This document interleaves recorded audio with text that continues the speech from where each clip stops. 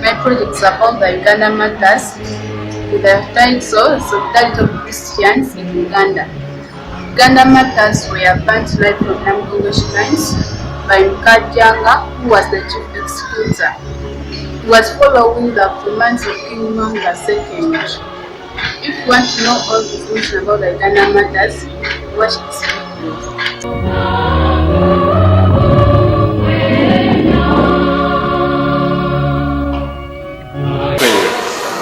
Starting it from here. This is the map of Africa, which indicates Uganda as a very big country. Why? Because we know very well that whenever I do a map of Africa, we do put Uganda at somewhere. But here we have enlarged it. Moreover, it is overwhelming East Africa and South Africa, because this is the only place where Christianity was sown through the blood of the martyrs.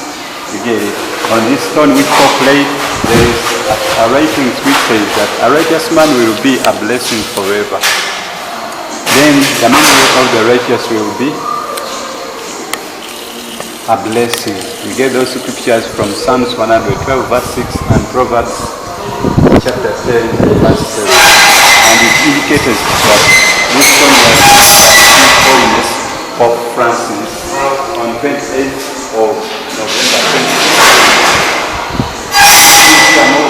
Was visited by Pope Paul the Sixth on 2nd of August 1969, when they were to remain in their traditional faith of the Jews. Wanted to stop this religion? Yes, because they were dealing with some strange gods. He was calling them strange gods of the Jews.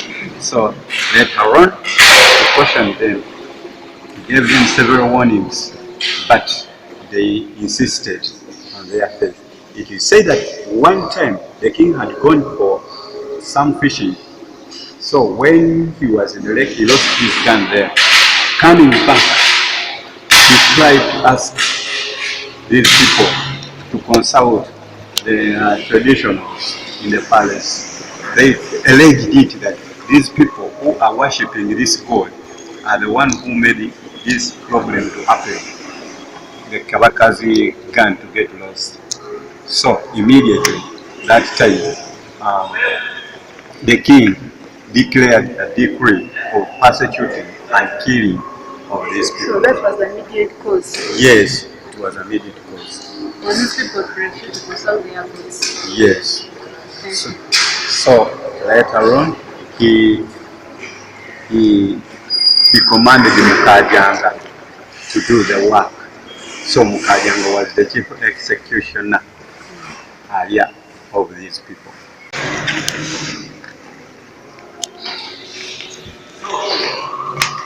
This was the command post. Mukajanga was elected on 25th of January, and he started his work on 31st January 1885. Yeah, this was his command post. And Mukajanga was just a title given to the chief killer. And before that, who constructed the shrine? Which shrine? The whole building. The whole building. It is spearheaded by Archbishop, retired Archbishop Nkoyoyo. When was it constructed? Last year. The whole building? Yes, this whole building. Then before the building, where were these matters formed? They were here because this was the execution site. In an open place? In an open place. In an open place, they will be open. So they brought up that suggestion of constructing the building around it. Yeah. So Mukadya was just a title, and these were his guards. The title given to the killers. Even Mukadya was just a title. Was also burnt? No, he was a commander. A commander? Yes. Why is he there? Yeah? Why is he there? Because I thought they are only martyrs, those people were banned. Who died for their religion? You cannot bring out the picture of the martyrs without the executors. You cannot bring out the picture of the executors without the commander and even the king who gave the orders. You get it? Yeah. Thank you. So we had to bring out all the pictures. So these were his guards, the guards of the commander.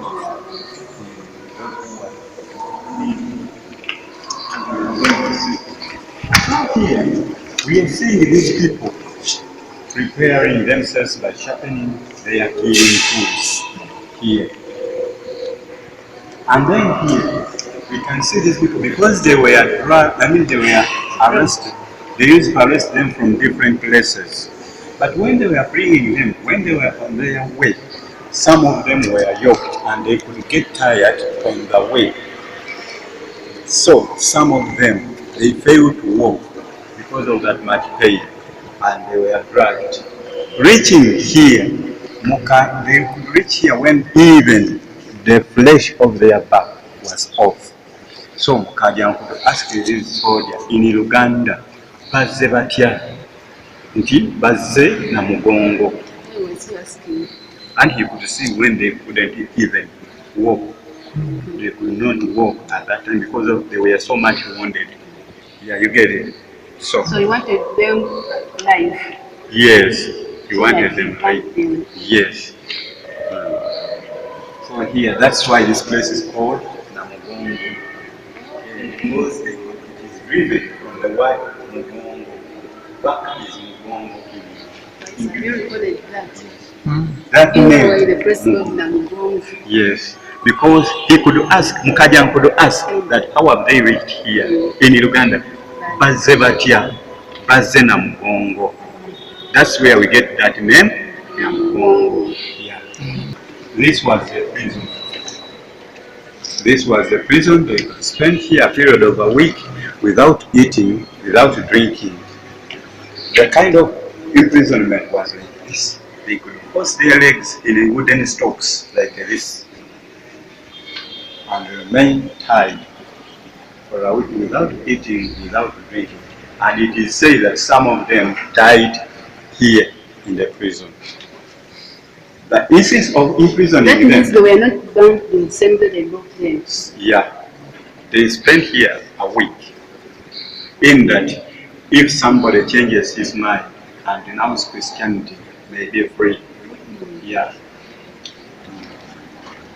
But all it has in vain. All these are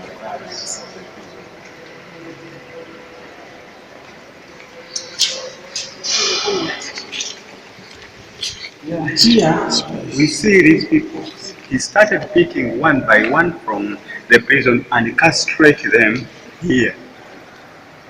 We are all there. The majority. And also, this lady was called Princess Catherine Narumansi Kalala. Kalala in English is clear. Clear. Catherine? Yeah, no, Kalala. What about Catherine in Uganda? Catalina. Okay. Yeah. Catalina. Oh, Narumansi Catalina Kalala. But in English, it's Narumansi Catherine Clare. Yeah. She was grabbed by the king himself. That means the king killed his sister because of Christianity. Oh, the sister. Yes. So, because she was dealing with Christianity, and on top of that, she was dealing with a big group of from England, where the queen reigns. And for his thinking, he was saying that maybe they might turn this lady to become a queen of Uganda, and they captured him. So that's why they want this lady to become a queen. Yes. Though she was his sister.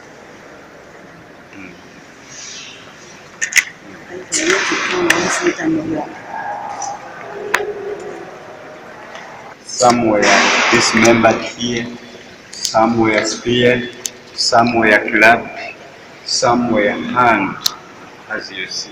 On this tree, some were hanged, and it is the tree called torture tree. Or in Uganda, Ndazabazadde, meaning the wailings, or the people were seeing what was going on. Another meaning was Ndazabazadde was like meaning the double pain of the parents who were seeing what was going on. That you face that labor pain, and then you face another pain when you see your children facing such a brutal death. So that's why. What's the other box?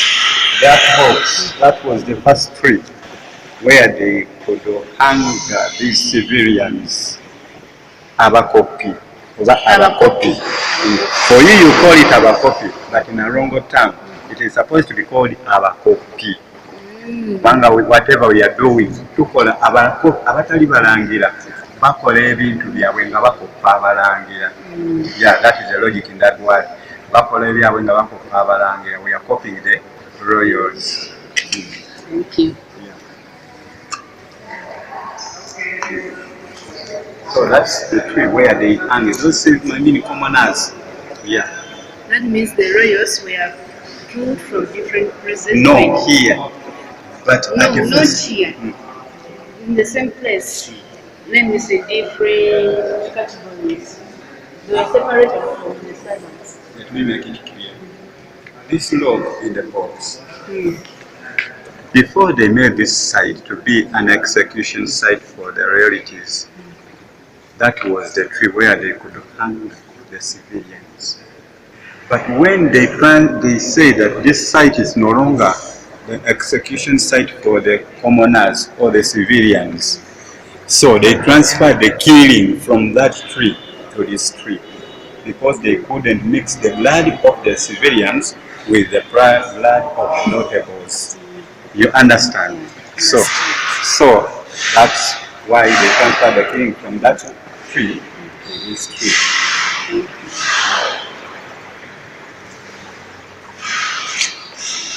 Why is it prohibited to touch? Because of the damages. We don't want to find you. That's why we railed it or we fenced it. So that's busy working, supervising now. Where? Mukajang. That one. With Alliance scheme.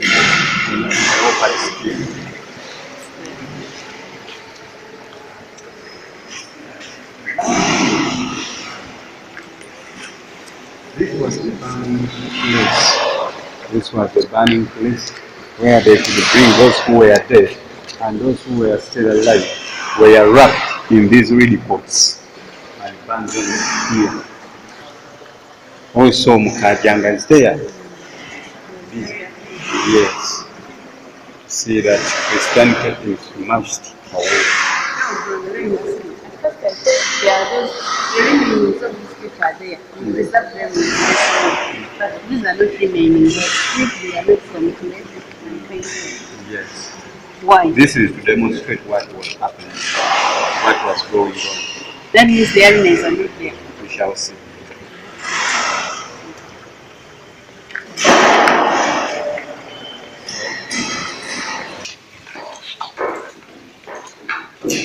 So, after the killing of the martyrs, a gentleman called Tepero Kisasonkole is the one who collected their ash and remains and buried them here.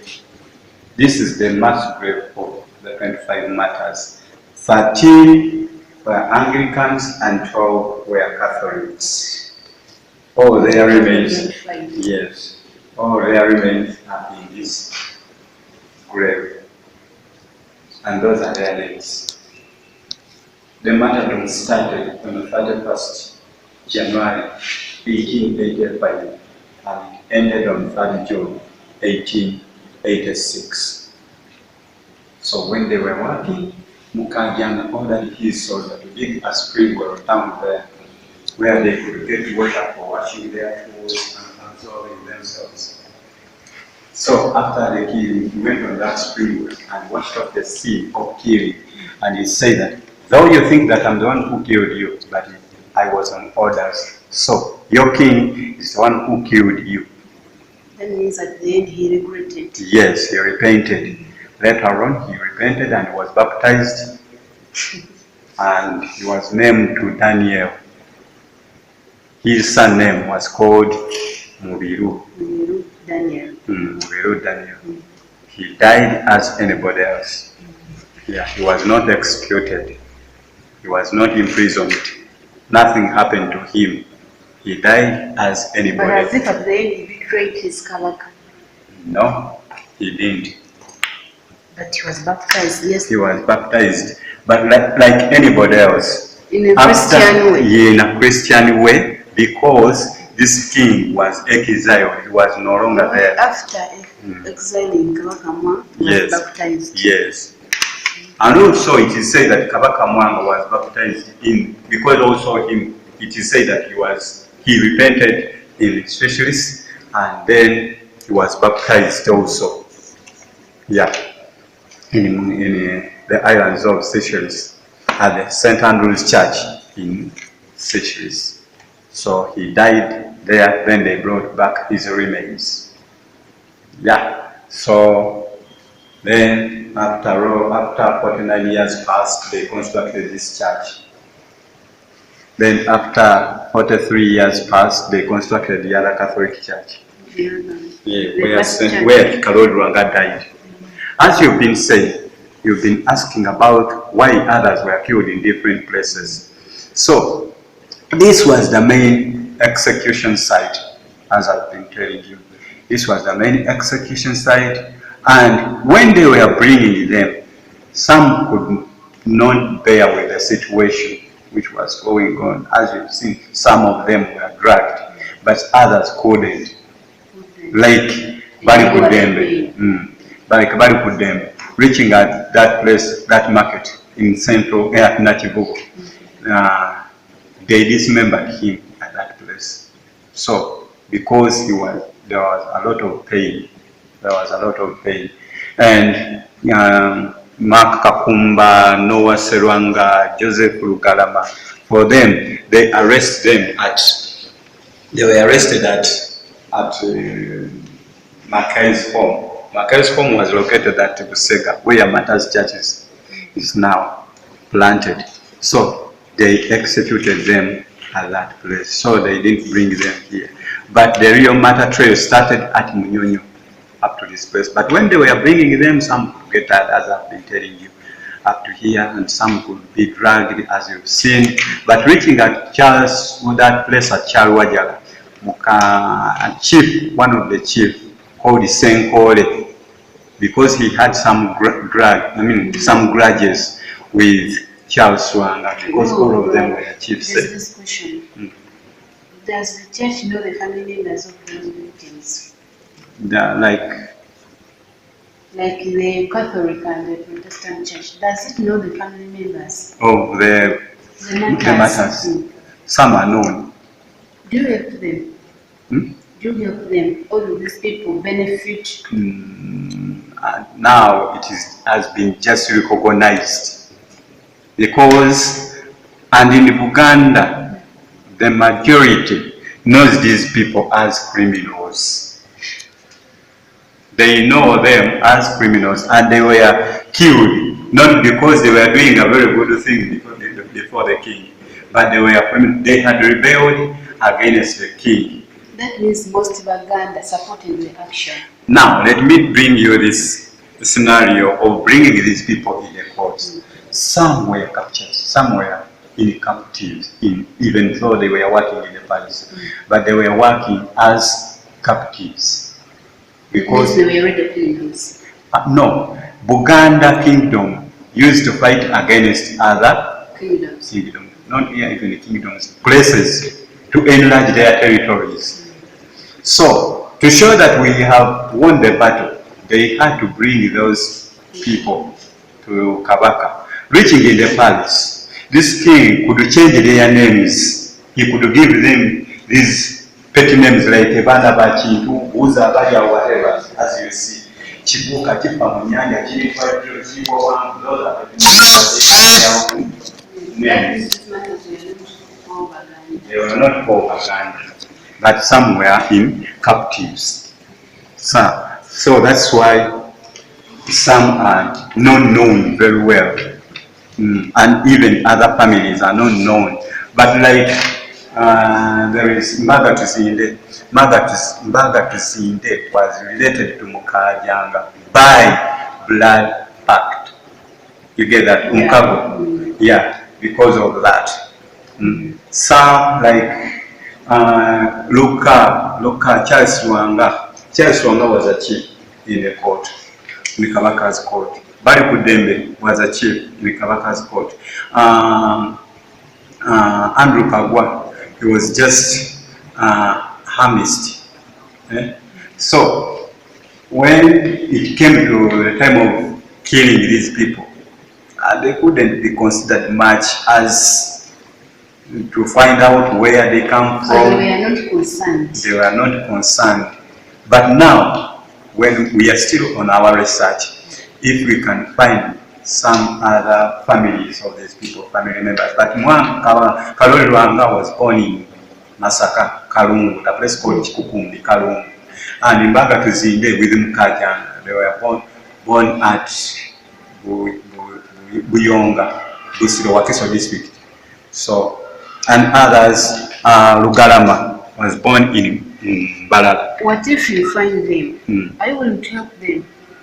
If there is some help, financially. If there is, it is possible to help them.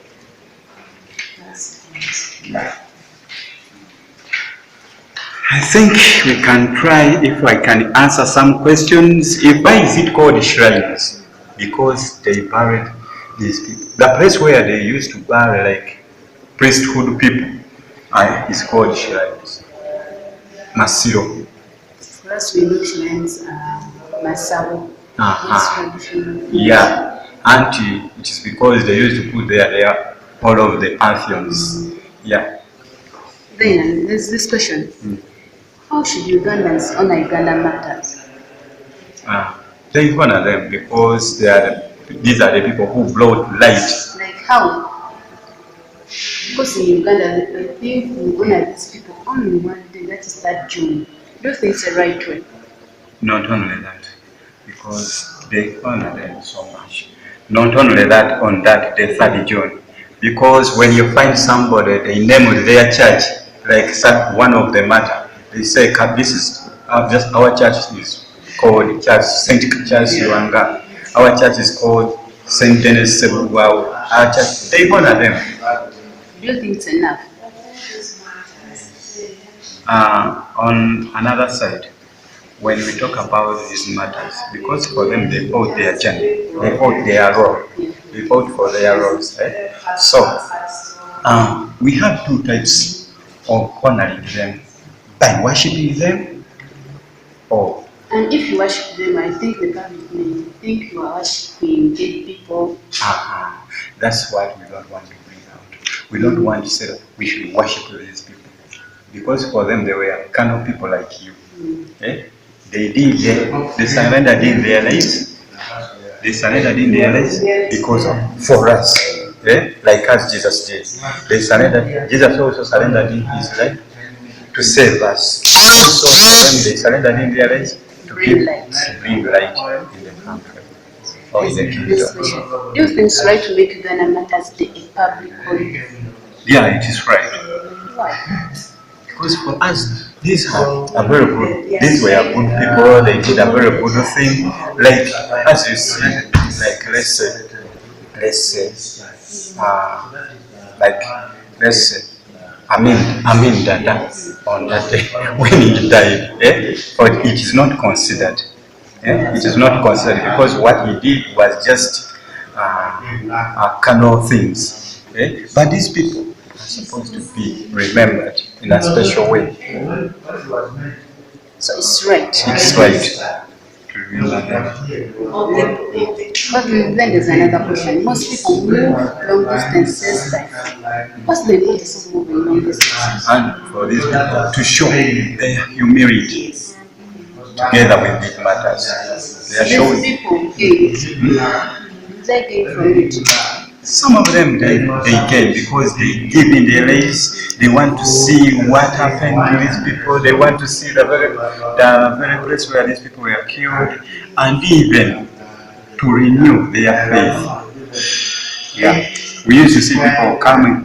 Here in Uganda, who leave their country to Israel, and they say that it is a holy land where Jesus died, where the tomb was, and everything like that. But here, also in Uganda, for us here in Uganda, we don't honor these people, but we don't honor them much. But the other people honor them much more than we who are at the real altar. Let's go back to this question. Ugandans honor Uganda Martyrs, especially on 3rd June. Because if we see them, if they come here, instead of warning, or like they pray for repentance, they just celebrate, they buy more, they drink. Is that the right way? No. It's better to come and repent, to renew life. Actually, this day on 3rd June was meant to be the day for renewing our lives in Christianity. But when you find some people used to come here and they booze, they do whatever they want because they are Namugongo. So that means they take things for granted. As it was, it shall be forever and ever, no change. You get that? So the right way is to come when you reach this place like here, kneel down and pray. Remember what these people did. They rendered in their lives. They shed blood. They were faithful till death. So, if we start doing such abominable things, like boozing, like whatever we are doing, fornication is everywhere because they are celebrating the Martyrs' Day. That's not right. That's not the right. Another thing. Even I think the church has not done its role. First of all, it has to sensitize the public. Like what to do when they are here. No, you know we Ugandans, most so Ugandans, we are big-headed. We are big-headed. And I can say that we useless follow eaters, we are doing things anyhow. Because even Jesus, when Jesus died at the cross, they didn't consider his death, they didn't consider his suffering. That he was, they said that he was dying, preparing his way to the Father. But even us here, though you preach to these people, you will not press these words in somebody's heart. You will not press it. But the kingdom is for free. It's for free. It's important for a church to implement or formulate those rules and regulations in the public. Maybe these people are not aware, or even they don't know what they're doing. But I tell you what, these people knows. We others didn't tell you. Our hearts are so stiff. Our hearts are so stiff. Mainly when we come to these religious issues, we take things for granted. I will go to church. I will go to Martyrs' Day. Just to come for, and you start taking things for granted. You don't know the impact of the place. You don't know the impact of this blood. Of these people, what they did. So we take things like that. We don't understand actually, even if we preach the gospel. Sometimes even you can go, not only on Martyrs' Day, you can go to church and you find somebody after the service immediately in a church compound and they start quarreling with his wife immediately after the church. So even if we preach the gospel, these things of preaching the gospel to the public, it is there. Even on the radio station, TVs, medias, the gospel is spread. Somebody would reconsider those things which happened here. That this is a holy place. Let me do like this to pray, to renew my spiritual life. So you are saying it's someone's responsibility? Yes, it is somebody's responsibility. Because many of us in Uganda we are baptized. We are baptized. All Christians. We are all Christians. Yeah. Then, how does visiting the shrines improve the faith of people? It improves because somebody remembers what happened and he ponders into his heart. Then he renews his life.